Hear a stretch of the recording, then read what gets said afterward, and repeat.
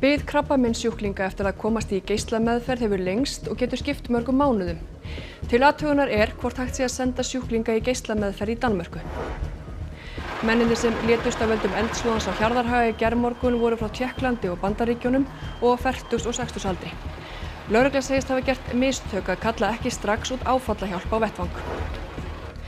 Ákvörðun Bandaríkjastjórnar að banna Harvard-háskólanum að taka við erlendum nemendum árás á frjálsa hugsun og frjálsa háskóla, segir íslenskur nemandi við skólann. Bráðabirgðalögbann var sett á tilskipunina í dag. Ekki eru allir Danir sáttir við ákvörðun þingsins að hækka eftirlaunaaldur í 70 ár. Að óbreyttu verður eftirlaunaaldur í Danmörku sá hæsti í heimi. Við elskum Ísland, segja 3 vinkonur sem fengu verðlaun á útskrift Fjölbrautaskólans við Ármúla í dag.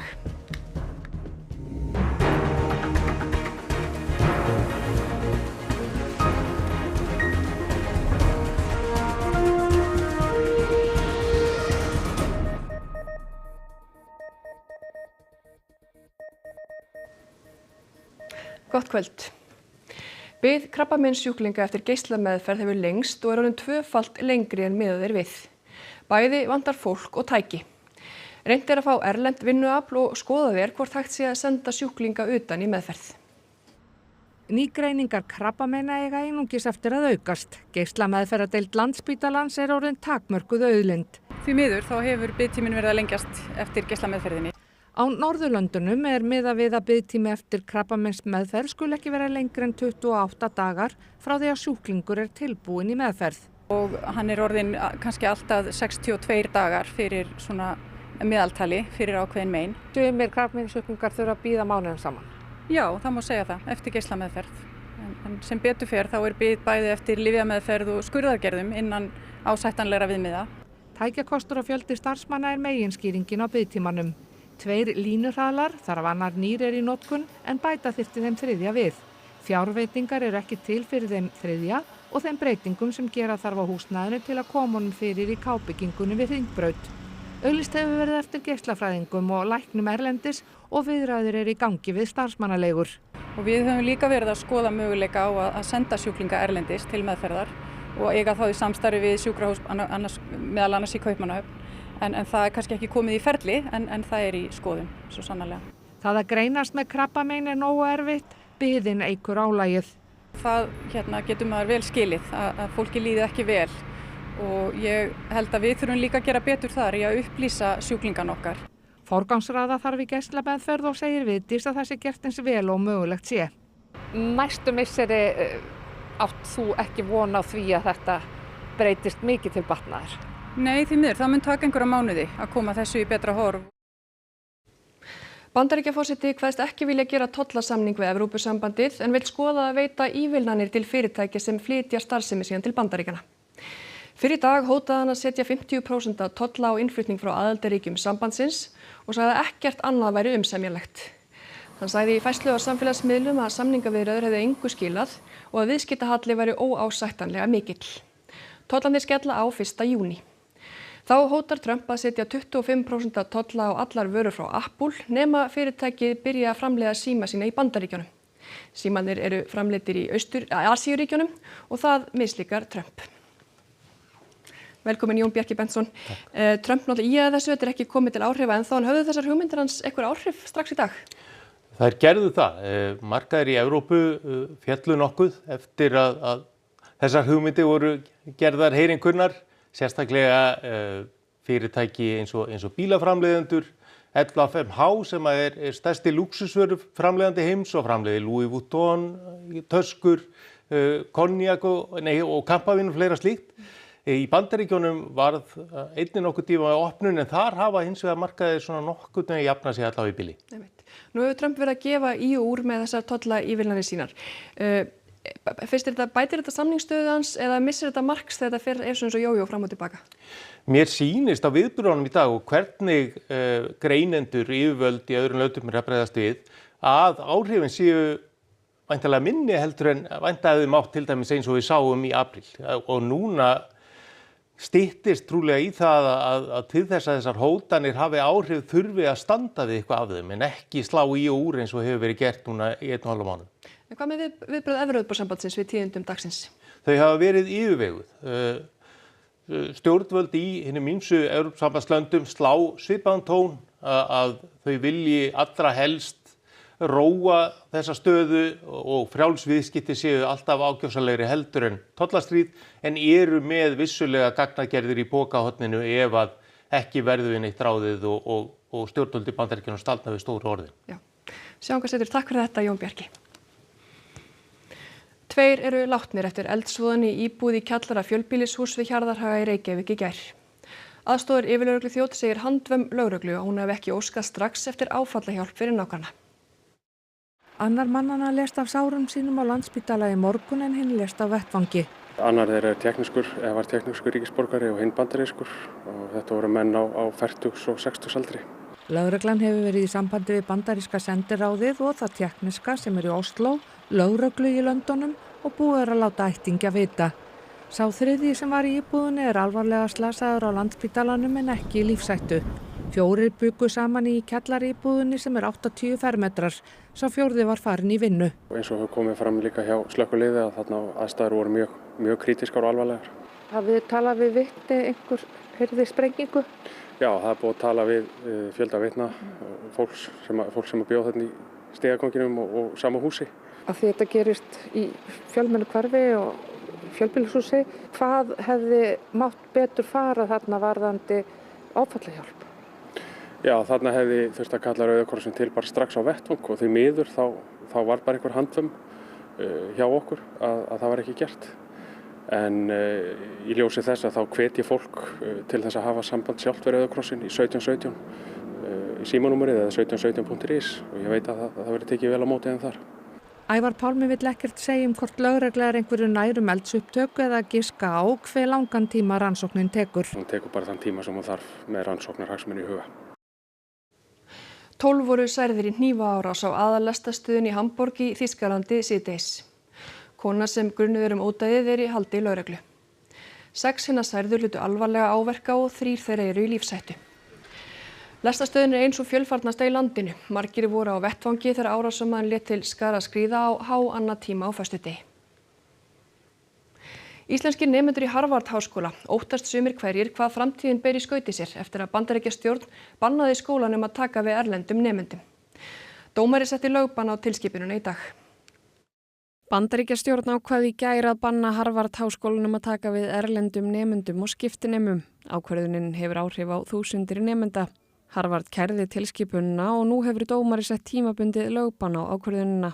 Gunnhildur Fríða Hallgrímsdóttir nemandi á 4. og síðasta ári í hagfræði og umhverfisfræði við Harvard. Hún útskrifast frá skólanum eftir viku en var komin með vinnuleyfi en það fellur úr gildi ef Harvard missir réttindin til að taka við erlendum nemendum. Þetta bara árás á frjálsa hugsun og frjálsa háskóla. Þeir eru svo mikilvægir til þess að vera með gott lýðræðislegt ríki og þetta bara eitt af þeim málum þar sem Trump að reyna að ráða eins og kóngur en það eru lög og reglur í landi. Þannig að þetta eitt af þessum málum þar sem já, að sjálfsög eru lög og reglur með okkur í liði en maður veit bara ekki lengur hvort það sé það sem gildi. Hún segir áhrifin einnig mikil á nemendur í framhaldsnámi. Mörg óttast hvað gerist í framhaldinu og í Harvard eru þó nokkrir íslenskir nemendur. Það eru Íslendingar sem eru eftir að útskrifast. Það dálítið mikill ótti þar því að sumir eru til dæmis íþróttamenn og það er óvissa með hvert maður fer þá. En við erum bara kynslóð sem dálítið byrjað að taka þessum óvissu aðstæðum og svona pínu bara ok, þetta það sem að gerast, maður verður bara að gera besta úr þessu. Á meðan það ekki hægt að túlka niðurstöðurnar, þá svo erfitt að vera með einhver viðbrögð. Það sem svona meira sjokk bara að sko hvað sem gerist, þá verður Harvard-skólinn sem ég þekki aldrei eins. Af því að ef Harvard gerir eins og Trump að biðja þá mun Trump vera bara eins og kóngur hér og gera það sem hann vill, reka hvert sem hann vill, kenna það sem hann vill. En sömuleiðis ef Harvard nær ekki að vinna þetta og missir alþjóðlega nemendur, þá erum við að tala að sko fjórðungur skólans farin þá. Háskólaráðherra segir fregnirnar dapurlegar. Íslenskir nemendur í Harvard hafi ekki leitað til ráðuneytisins enn sem komið er. Við höfum miklar áhyggjur af þessu, en við þurfum hins vegar að fara mjög varlega í það hvernig við beitum okkur ef við þá yfirhöfuð gerum það. Fókusin núna á það að aðstoða nemendur ef þau lenda í vandamálum. Fjöldi íbúa á Siglufirði hóf í dag að fjarlægja rústir hús sem eyðilagðist í óveðri fyrir 2 árum. Heilbrigðiseftirlitið hafði gert eigandanum að fjarlægja húsið. Hann hefur engar bætur fengið. Húsið við aðalgötu 6B á Siglufirði eyðilagðist í aftakaveðri í september 2023. Í langan tíma reyndi Hilmar Valgeirsson, eigandi hússins, að fá tjónið bætt. Hann fékk ekkert út úr eigin tryggingum, náttúruhamfaratrygging hafnaði bótum og að lokum leitaði hann til Fjallabyggðar. Fyrrandi bæjarstjóri, hún var sammála við plan þess að láta bærinn taka yfir lóðin og húsið og þeir geta reddað þessu mál. Bæjaryfirvöld töldu sér að lokum ekki fært að verða við beiðni Hilmars kaup á eigninni. Heilbrigðiseftirlit Norðurlands eystra krafðist þess síðan að hann fjarlægði húsið á eigin kostnað. Bara lífið mitt snýr í gegnum þessi hús, af því ef ég hendan ekki, heilbrigðiseftirlit ætla að benda bæjarinn að rífa húsið niður á mín kost. Það segir hann að hefði þýtt gjaldþrot og hann kallaði því eftir hjálp. Og nú má eiginlega segja að bæjarbúar hafi tekið málinu í sína hendur, því í dag mætti hér fjöldi fólks til að aðstoða Hilmar við að hreinsa rusl hér af lóðinni og rífa húsið niður. Og já, þetta er eins og er gert í gamla daginn, til að gera útkall fyrir góða bæjarfólk til að hjálpa með málið. Og ég veit, ég verð hér hverju degi að rífa hús niður og hreinsa þetta allt. Altså, þegar ég er búinn að vinna, ég kem hér, eða ég verð hér og svo ég fer í vinnunni. Þetta er allt sem ég er að hugsa núna. Palestínumenn ganga nú í gegnum versta tímabilið hingað til í þeim hörmungum sem dynja yfir þá, segir framkvæmdastjóri Sameinuðu þjóðanna Antonio Guterres. Matarbirgðir eru farnar að berast til suðurhluta Gaza og hefur fólk sumstaðar beðið klukkutímum saman eftir brauðbita. Guterres segir að engar vistir hafi borist til norður Gaza. Fregnir hafa borist að neyðarvistum hafi verið stolið og segir forstöðumaður flóttamannahjálpar Sameinuðu þjóðanna slíkt þurfi ekki að koma óvart, enda hafi fólk verið svelt í yfir 11 vikur. Utanríkisráðherra Íslands segir ekki hægt að bíða lengur með að koma hjálpargögnum til Gaza. Það verður að gera allt til þess að koma þessari aðstoð inn á svæði. Við erum að horfa upp á miklar hörmungar. Hver dagur skiptir máli. Hvað er hægt að gera bara núna? Hvernig er þetta að beita sér meira krafti? Já, Ísrael virðist geta komast upp með þetta framfyrir, kannski líka þeir eru í skjóli svona tiltekinna ríkja, tiltekinna landa og þess vegna hef ég áður sagt að það er mikilvægt að við Íslendingar stígum fram, gerum allt sem að við getum og meira til, fáum önnur ríki með okkur, en það eru á endanum stóru ríki sem að þurfa að setja þennan þrýsting á Ísrael og við erum að sjá bæði Frakka og Englendinga taka mikilvæg skref, en það verður að vera núna. Við getum ekki beðið lengur og fólki á Gaza allra síst. Farið þessar stærri þjóðir í viðskiptaþvinganir, verður Ísland með? Já, við höfum náttúrulega rætt þetta líka, ég og Kristrún, að við skoðum allar viðskiptaþvinganir og við munum taka þátt í þeim aðgerðum sem að þurfa til þess að breyta ástandinu eins og það er núna. Þorsteinn Már Baldvinsson hættir sem forstjóri útgerðarfélagsins Samherja. Sonur hans Baldvin Þorsteinsson hefur verið ráðinn í hans stað og tekur við í næsta mánuði. Þetta kemur fram í bréfi til starfsfólks fyrirtækisins. Þar greinir Þorsteinn frá ákvörðun sinni sem hann segir hafa legið lengi fyrir. Hann gaf ekki kost á viðtali en í bréfinu segir hann að þessi tímasetning sé heppileg. Þorsteinn Már situr áfram í stjórnun Samherja fiskeldis og síldarvinnslunar. Danska þingið hefur samþykkt með miklu meirihluta að hækka eftirlaunaaldur í 70 ár. Lögin hafa áhrif á fólk fætt 1971 og síðar. Núna er eftirlaunaaldur í Danmörku 67 ár. Hann verður 68 ár árið 2030, 69 ár 2035 og 70 ár árið 2040. Eftirlaunaaldur í Danmörku er endurskoðaður reglulega með tilliti þess hverjar ævilíkur eru metnar og þær hafa hækkað. Með þessu verður Danmörk með hæsta eftirlaunaaldur í heimi og breytingarnar mælast misvel fyrir. Jeg vil ønske, de stoppede nu og sagde, okay, vi streger lige det her. Vi ruller den ikke, vi sætter den ikke til 70. Vi lader den stå på 67, og så finder vi en anden løsning. Jeg synes, det er lidt urealistisk. Jeg har fået lavet et knæ, jeg har fået lavet en skulder, og har lige været igennem en rygoperation, fordi jeg var ude for en arbejdsskade. Jeg glad for, at vi faktisk i Danmark med et meget stort flertal igennem 20 år har lavet brede aftaler om danskernes pensionsforhold, så de ved, hvad de har at regne med. Det er det, vi har gjort igen nu. Reykjavíkurborg og Perlan þróunarfélag undirrituðu í morgun samning kaup á Perlunni og 2 töngum. Kaupverðið verður nýtt til uppbyggingar á innviðum í Reykjavík. Perlan var opnuð 1991 og hefur verið í eigu Reykjavíkurborgar frá 2013. Kaupverðið 3,5 milljarðar sem greitir verða í 13 árlegum greiðslum fram til ársins 2039. Heiða Björg Hilmisdóttir borgarstjóri og Gunnar Gunnarsson forstjóri Perlunar undirrituðu samningin. Takk hérlega fyrir.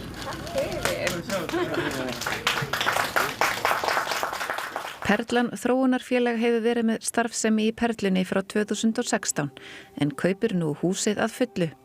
Peningarnir verða notaðir í fjárfestingar í borginni. Já, þetta verður bara jákvæðan áhrif á fjárhag okkar að því leyti að við erum að fjárfesta mikið og þarna kemur þetta einn sem tekjur sem við getum nýtt til að fjárfesta í leikskólum og grunnskólum og þeim innviðum sem að skipta okkur Reykvíkinga mestu máli svona í daglegu lífi. Við berum ekki lengur ábyrgð á húsinu, við þurfum ekki að gera við það eða bílar og annað slíkt sem hefði líka getið orðið Reykvíkingum dýrt ef við hefðum átt það áfram. Þannig að við teljum að þetta sé besta lausnin fyrir okkur íbúa. Öryggishagsmunir eru ráðandi þáttur í áhuga ríkja á að fá aðild að Evrópusambandinu, segir stækkunarstjóri ESB. Mögulegum aðildarumsóknum Noregs og Íslands yrði tekið fagnandi, segir hún. Marta Kos nýorðin framkvæmdastjóri stækkunarmála hjá Evrópusambandinu og það nóg að gera hjá henni. Það eru 9 ríki sem sækjast eftir aðild. Albanía og Svartfjallaland eru komin lengst en Úkraína og Moldóva í sérstöku ferli. Breytt heimsmynd og öryggishagsmunir skipta mestu máli þessi misserin. Somehow with this we go back to the roots of why the European Union has been established. It has been established to secure peace, freedom and prosperity in Europe. And now, after the turbulences in geopolitics today, and after actually nothing is used to be, the security issue is more and more important. Kos var í viðtali hjá fréttamanni norska ríkissjónvarpsins NRK hér í Brussel.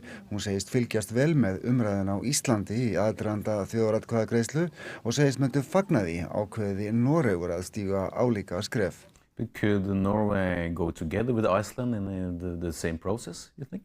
I like the expression you mentioned, Nordic dimension. It is, of course, as I have said, up to your people in Norway. It is up to the people and government of Iceland. But if you will join us, I would personally welcome this because I think this will be really great value added to the European Union. 3 vinkonur af erlendum uppruna dúxuðu frá fjölbrautaskólanum við Ármúla í dag. Þær voru verðlaunaðar fyrir námsárangur í íslensku sem merkilegt í ljósi þess að þær töluðu ekki stakt orð í málinu fyrir 3 árum. Þær eru þakklátar fyrir að búa í friðsælu landi en veðrið mætti vera betra. Nan frá Víetnam og þær Dana og Díana frá Sýrlandi. Þær útskrifuðust í dag og fengu fjölda viðurkenninga fyrir námsárangur. Stelpurnar komu allar til landsins með fjölskyldum sínum árið 2022. Hvernig búið að ganga að læra íslensku? Það mjög vel núna. Það mjög erfitt í byrjun. Sérstaklega þetta fyrsta tungumál sem hefur kynnt fyrir orð. En já, það mjög vel núna. Nan dúx skólans með 9,82 í meðalengun og stefnir á nám í heilbrigðisverkfræði. Ég ætla að búa hér. Það mjög gott land. Já. Ekki veður, en mjög gott land. Já. Dana og Díana útskrifuðust báðar með yfir 9 í meðalengun. Þær eru báðar úr trúarlegum minnihluta í Sýrlandi og flúðu hingað til lands í leitað betra lífi í skugga stríðsátaka. Mjög vel, já. Það mjög gaman. Ég mjög þakklát fyrir Ísland.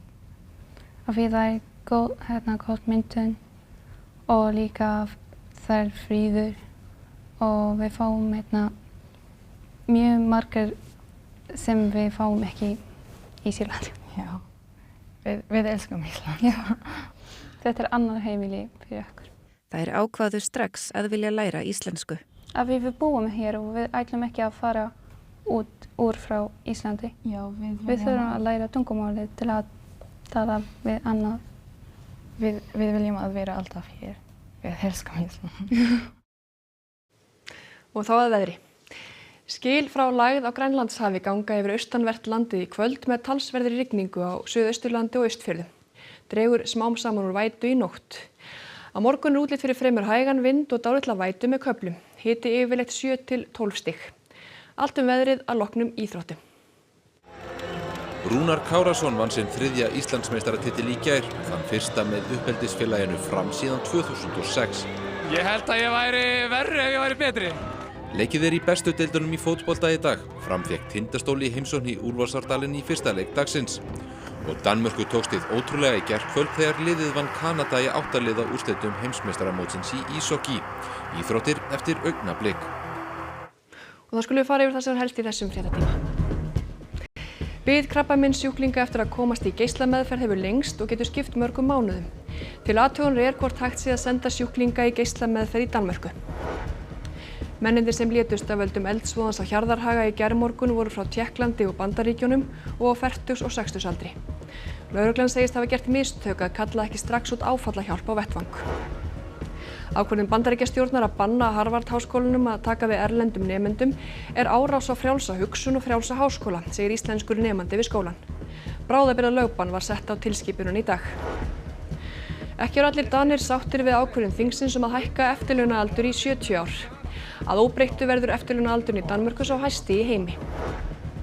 Við elskum Ísland, segja 3 vinkonur sem fengu verðlaun á útskrift Fjölbrautaskólans við Ármúla í dag.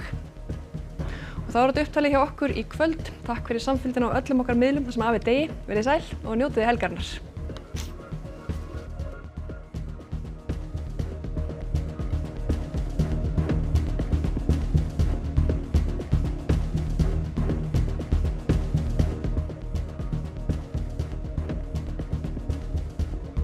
Á RÚV í kvöld.